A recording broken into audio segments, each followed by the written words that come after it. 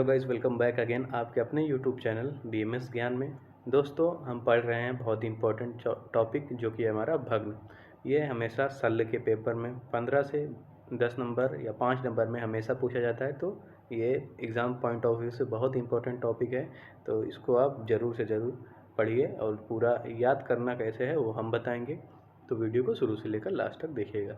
इसके पहले वीडियो में हमने भग्न की परिभाषा, निदान, भग्न के प्रकार, उसमें हमने संधि मुक्त के भेद,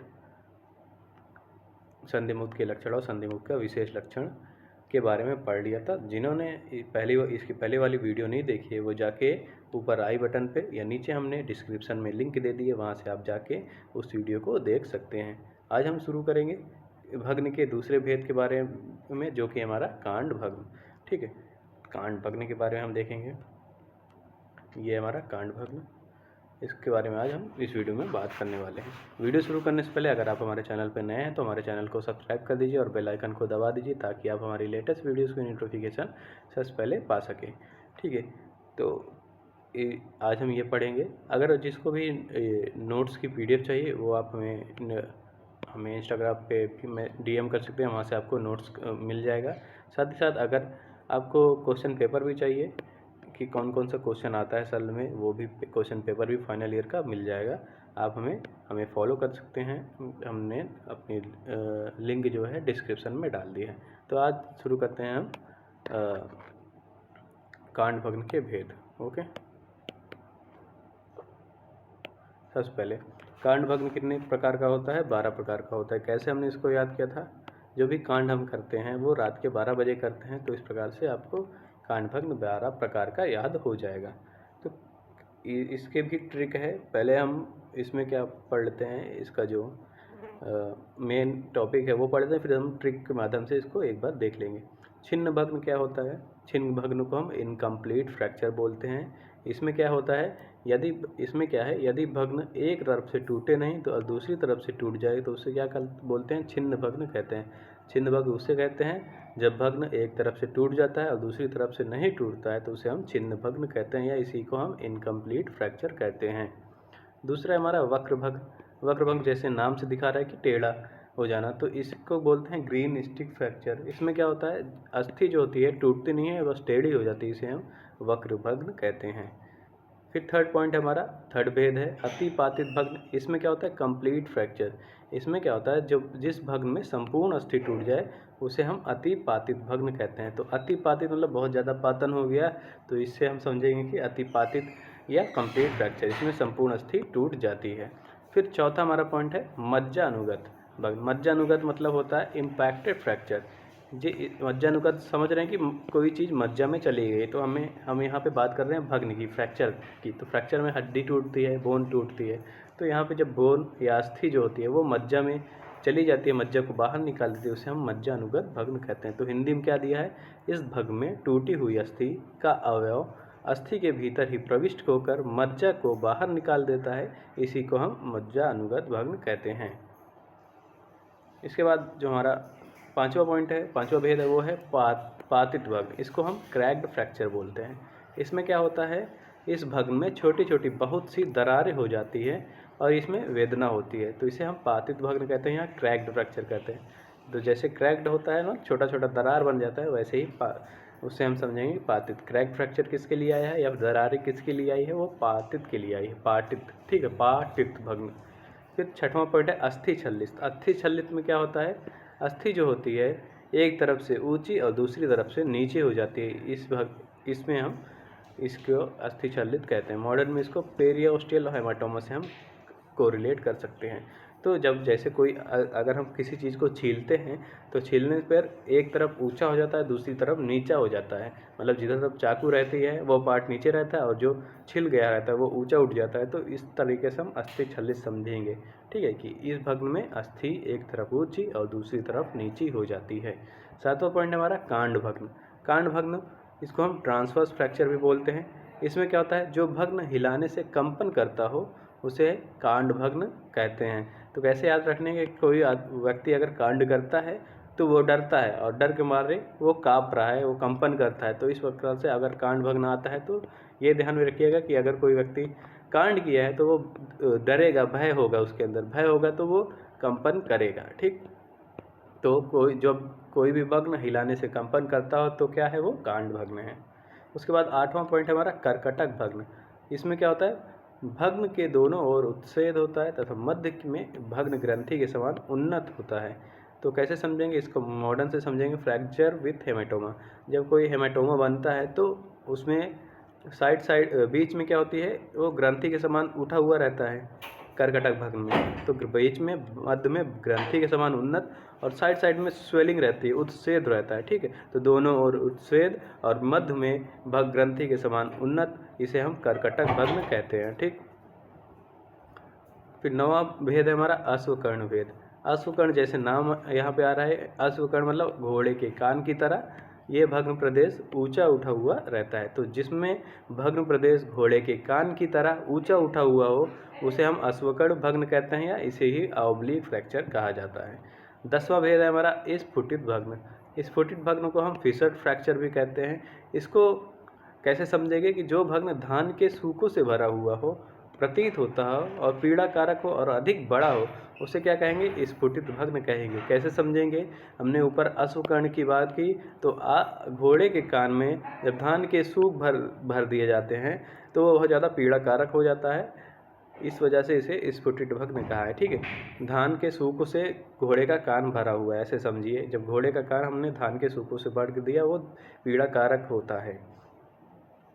उसके बाद 11वां भेद है हमारा पिच्चित भग्न। पिच्चित भग्न से सिंपल समझेंगे, पिचक जाना।